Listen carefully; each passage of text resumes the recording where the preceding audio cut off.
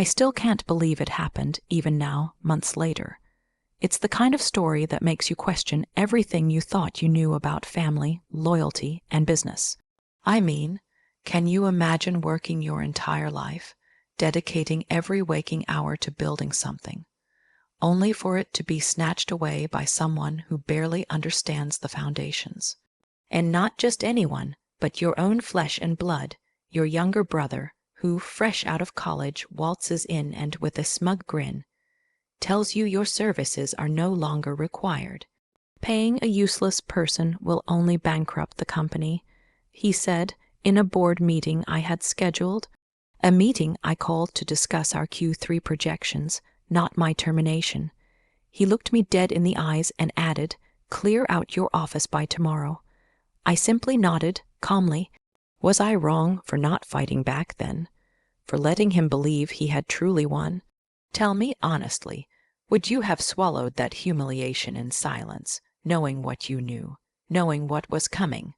Let me take you back to the beginning, because to truly understand the depth of this betrayal, you need to know the empire my parents built and the role I played in it. Our family business was in real estate, a vast, sprawling enterprise that my parents started from absolutely nothing. They were immigrants, came to this country with next to nothing, just dreams and an incredible work ethic.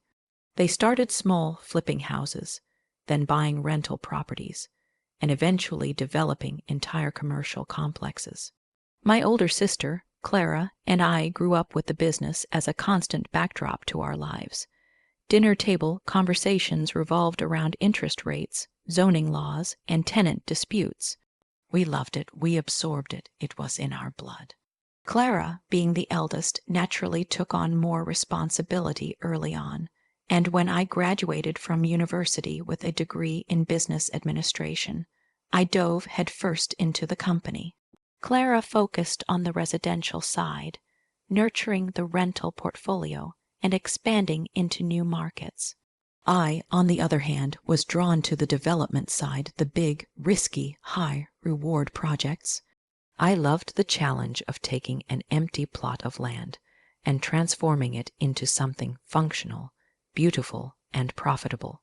I started at the very bottom, just like my parents insisted. I interned in every department: marketing, sales, construction, finance. I learned the ropes from the ground up, cleaned bathrooms, answered phones, poured coffee. There wasn't a task I deemed beneath me, because I truly believed in what we were building. Within 5 years, I was leading our commercial development division, securing major deals, and overseeing projects that brought in significant revenue. I was proud. My parents were proud. Clara and I were a formidable team, a true partnership. We complemented each other perfectly, our skills and personalities meshing to create a dynamic force within the company. We often joked that we were the engine and the steering wheel. She kept us moving, and I directed where we were going. We poured our youth, our energy, and our intellectual capital into making this company a success, sacrificing personal lives, long weekends, and sometimes even holidays. Then there's my younger brother, Leo. Leo was, let's just say, a different breed. While Clara and I were burning the midnight oil, poring over blueprints and financial statements, Leo was off at parties, traveling the world, living a life of leisure funded by the very company we're tirelessly building. He was charming, no doubt, and he had a way of getting people to like him.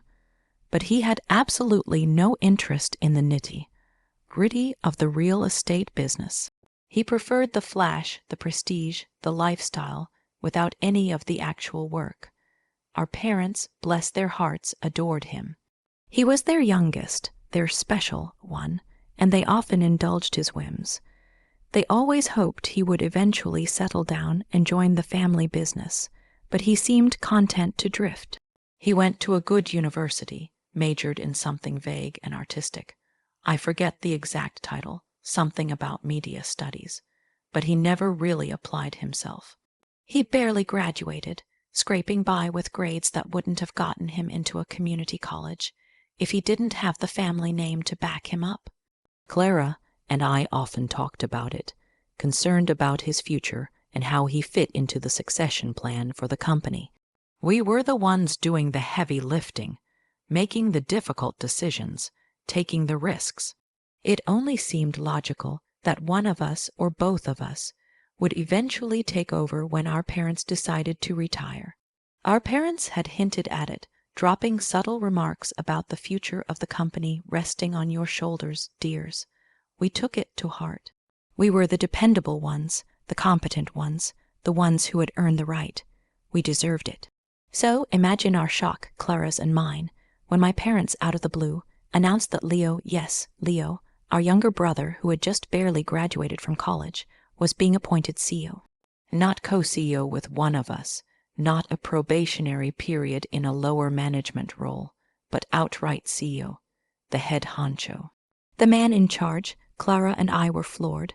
We tried to talk to our parents, to understand their reasoning. He needs to learn the business first, Clara argued, her voice tight with disbelief. He has no experience, no understanding of how things work. You can't just hand him the keys to a multi-million-dollar corporation. I added, my own frustration bubbling to the surface. My parents, however, were resolute. He's family. My father said, as if that explained everything. He needs a chance to prove himself. And my mother added, her eyes pleading. They truly believed that giving him the top job would force him to mature, to take responsibility, to finally step up. They thought it would ignite a passion in him that we, apparently, had failed to. They spoke of new blood and fresh perspectives. Completely ignoring the decades of dedication Clara and I had poured into the company, it felt like a slap in the face. A betrayal, not just by Leo, but by our own parents. They were prioritizing his potential, his future, over our proven competency and the company's stability. It felt unfair, deeply and fundamentally unfair. The silent message was clear. No matter how much we achieved, the golden child would always be Leo. Leo, of course, was ecstatic. He strutted into the office the next day with an air of self-importance that was almost comical, if it hadn't been so infuriating. He started making immediate, drastic changes, none of which were wealth, aught out or beneficial. He fired long-term employees who had been with the company since its inception, people who were practically family, replacing them with his college friends who had equally little experience but excelled at flattering him. He launched expensive, ill-conceived marketing campaigns that bled our budget dry without generating any real leads. He tried to pivot our core business model based on a poorly researched trend he saw on a social media video.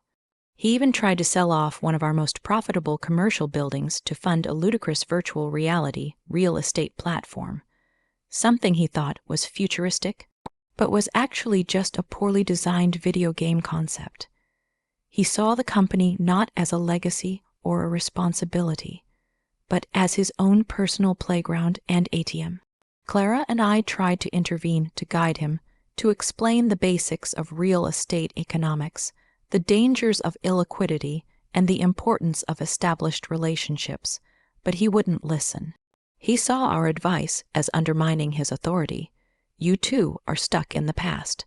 He'd sneer during board meetings, his new cronies nodding along like bobbleheads. This is the new era, my era. Your conservative approach is why we aren't billionaires yet. The tension in the office was palpable. Employees were terrified, morale plummeted, and key personnel started to leave, fearing the company was heading for disaster. Our loyal CFO, a man who had helped guide the company through 2 recessions, gave his notice after Leo attempted to authorize a 7-figure personal loan from the company coffers for a new sports car. Clara and I were beside ourselves. We tried talking to our parents again, laying out all of Leo's disastrous decisions, showing them the declining profit margins and the rapidly dwindling cash reserves. We presented meticulously prepared spreadsheets, projections, and reports detailing the damage. They just waved it off. Give him time, they'd say. He's learning. Everyone makes mistakes. He's taking initiative. They were so blinded by their desire for their youngest son to succeed that they couldn't see the impending catastrophe he was orchestrating. It was heartbreaking to watch the company we had poured our lives into slowly being dismantled by incompetence and arrogance. I remember one particularly heated argument where Leo decided on a whim to pull out of a multi-million-dollar development deal I had been working on for 2 years, a deal that was poised to bring in record profits and cement our reputation in the city. His reason: he didn't like the vibe of the architectural drawings and thought the building should have a more Instagrammable lobby. The sheer absurdity of it made my blood boil. This isn't a game, Leo. We had a signed contract. We've already invested significant capital, I shouted, slamming my hand on his mahogany desk. A desk I had helped pick out when our parents first moved into the executive suite. He just leaned back, a smirk playing on his lips. It's my game now, big sister, and I make the rules. Maybe if you spent less time on boring spreadsheets and more time on branding, you'd understand. The financial situation quickly deteriorated. Leo was burning through our reserves faster than we could make new deals. Contractors were starting to get nervous about payments. We were on the verge of defaulting on several construction loans. The whole structure was shaking. The final straw, the ultimate act of humiliation and betrayal, came during that fateful board meeting. I had scheduled it to discuss the dismal Q3 financial reports, hoping that seeing the stark numbers, a massive loss for the first time in over a decade, would finally open my parents' eyes and force them to take corrective action. Instead, Leo turned it into his personal firing squad. He walked in, flanked by his 2 most obnoxious college buddies who were now senior advisors, and cut me off before I could even begin my presentation on the losses. He simply stated, "I've reviewed the company's structure, and I've made some difficult but necessary decisions to ensure its future success. The old guard is too expensive and too resistant to change, effective immediately. My name will be stepping down from her position as head of commercial development. Paying a useless person will only bankrupt the company." The words hung in the air, heavy with malice and the stench of arrogance. My parents sat there, stunned silence from them, while Leo's cronies snickered, clearly enjoying the spectacle. I looked at my parents, hoping for some intervention, some sign of disbelief, some defense of their daughter, but their faces were a mixture of shock and resignation. They didn't object. They didn't even speak. Their silence was the deepest cut. Leo then leaned forward, his eyes gleaming with triumph. "Clear out your office by tomorrow. We need the space for a new chief vibe officer." It was a public execution, a complete humiliation orchestrated by my own brother, with my parents as silent witnesses. I felt a strange calm wash over me, a calm that comes from reaching the absolute bottom, where there's nothing left to lose, but everything to gain by playing the long game. I simply nodded, looked at him, then at my parents, and walked out of the boardroom. Clara followed me, her face pale with fury and disbelief, threatening to quit right then and there. She tried to console me, to rage against Leo, but I just kept walking. I needed to be alone. I told her, "Don't quit, Clara, not yet. I need an inside woman." That night I barely slept. The words echoed in my head: useless person, bankrupt the company. The sheer audacity of it, the gall. But beneath the anger, a different emotion was stirring. Not despair, but a quiet, simmering resolve. I thought about everything I had poured into that company, every late night, every stressful negotiation, every successful project. And I thought about Leo, so confident in his fleeting power, so oblivious to the real world, thinking he could simply erase my contributions and competence with a single, arrogant stroke of his pen. He had just made the biggest mistake of his life, and he didn't even know it. He had confused the title with the authority, the desk with the control, and the family name with the competence. Clara found me in the morning, packing up my personal belongings from my office, the office he had told me to clear. She was still fuming, talking about how we needed to fight back, to expose him, to rally the board. I just smiled faintly. "No," I said, "we don't need to fight him. We need to let him hang himself. She looked at me, confused, then slowly, a light of understanding dawned in her eyes. "You have a plan, don't you? What is it?" she whispered. I just winked. "He said I was useless, Clara. I'm going to prove exactly how useful I was by becoming completely, utterly unavailable." So that's the situation I was in, stripped of my position, publicly humiliated by my own brother, and betrayed by my parents' silence. I had to make a choice. Do I rage? Do I beg? Do I try to appeal to the board? No. I chose silence and strategic withdrawal. I knew the inner workings of that company better than Leo knew his own reflection. And there was one crucial thing that Leo had failed to take into account in his CEO-fueled arrogance. One small but utterly devastating detail that I had spent years meticulously setting up to ensure the stability and security of our largest assets. This wasn't some minor administrative detail. This was the linchpin, the critical dependency that kept the entire commercial development division running smoothly, and Leo was completely ignorant of its existence, let alone its management. Before I tell you what happened next, I want you to pause and comment below what you would have done in my shoes. Would you have gone for the quick, explosive confrontation, or the slow, satisfying burn of watching your arrogant brother realize he has just fired the single most indispensable person in company? What is the one thing you would secure or disable to bring a multi-million-dollar business to its knees overnight? The next morning, I made sure I was gone by the time Leo arrived, but not before Clara and I had executed phase 1 of my plan. I left the office immaculate, save for one tiny note taped to my monitor that simply read, "Good luck with Q4. It was a masterpiece of passive aggression.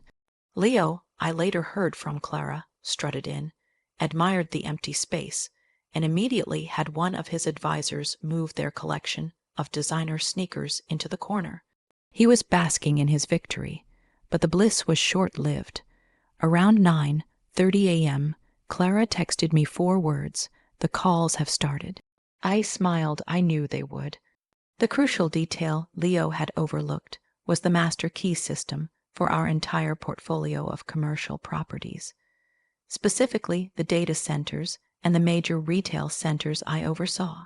Our company didn't use a standard physical key system or a simple software password. For security and rapid access across multiple sites in different cities, I had personally designed and implemented a proprietary, highly sophisticated cloud-based access control system.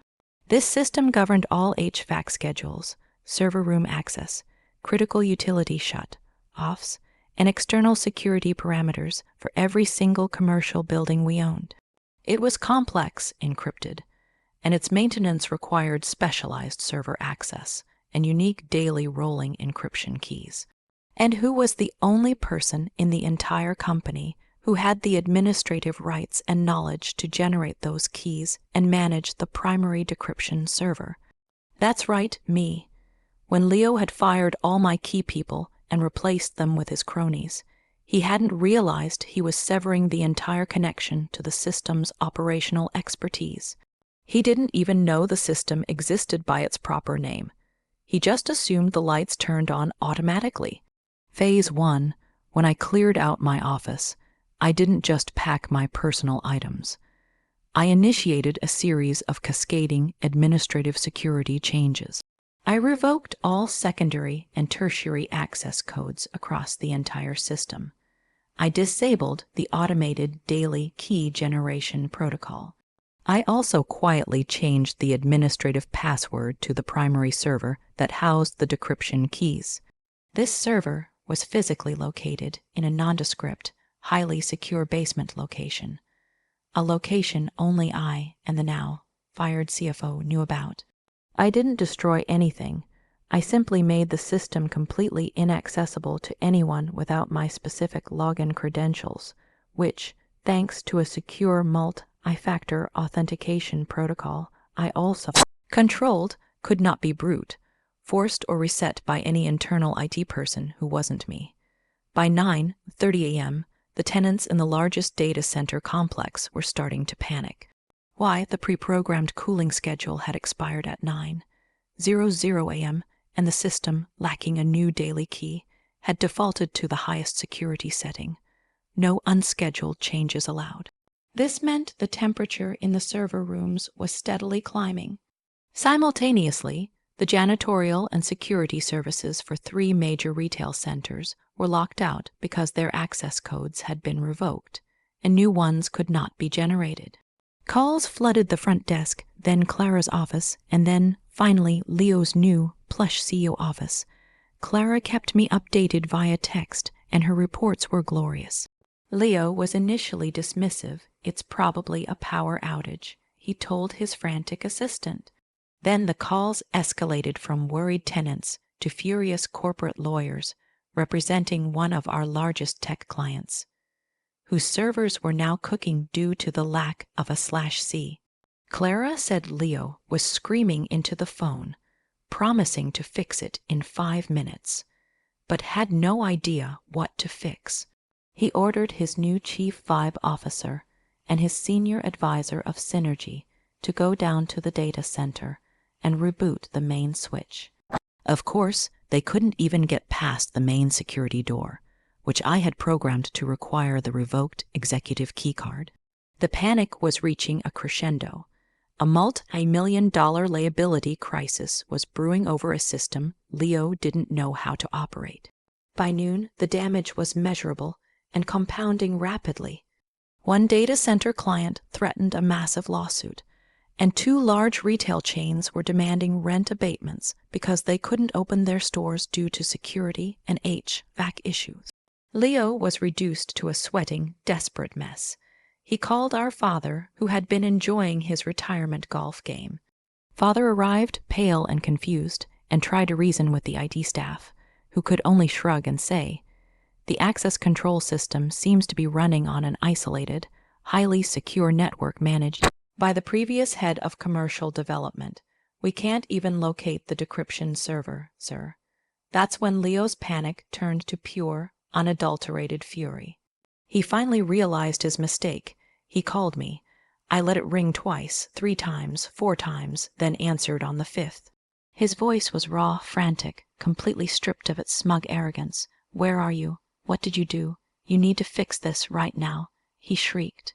I took a deep, slow breath. "Fix what, Leo? The company is bankrupting itself, as you said. I was a useless person. Why would you need my help?" "Don't be a child. This is serious. We're losing millions. The access system is locked. Only you know how to unlock it," he pleaded, his voice cracking. "The access control system?" I asked innocently. "Oh yes, that system. I designed it to be highly resilient. It works perfectly, Leo. It's just working exactly as programmed, without the proper executive oversight and the specific daily security protocols. It defaults to maximum security. Good system, isn't it? Very hard to override." He launched into a stream of invectives, calling me selfish, manipulative, and a danger to the company. My father got on the line, his voice heavy with disappointment and stress. "Daughter, please, for the family, just give us the passwords. We'll talk later. You can come back. Come back." I laughed, a sharp, cold sound. "You stood there yesterday and watched your son fire the person who made your commercial portfolio profitable, and you said nothing. You agreed I was useless.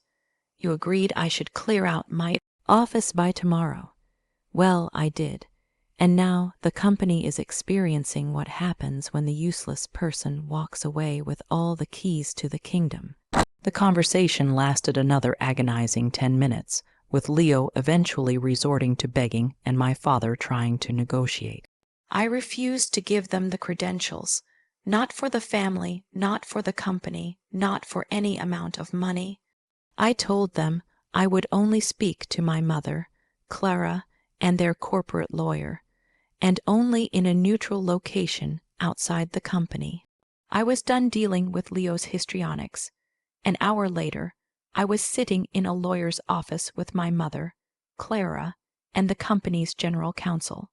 Leo and father were excluded. I laid out my terms. First, Leo was to be immediately and permanently removed as CEO. Not a demotion, but an absolute severance of all executive roles and privileges. Second, Clara was to be appointed interim CEO, with a clear path to permanent CEO status, which she had earned long ago. Third, my parents were to formally apologize to me in writing for allowing the betrayal and publicly humiliating me.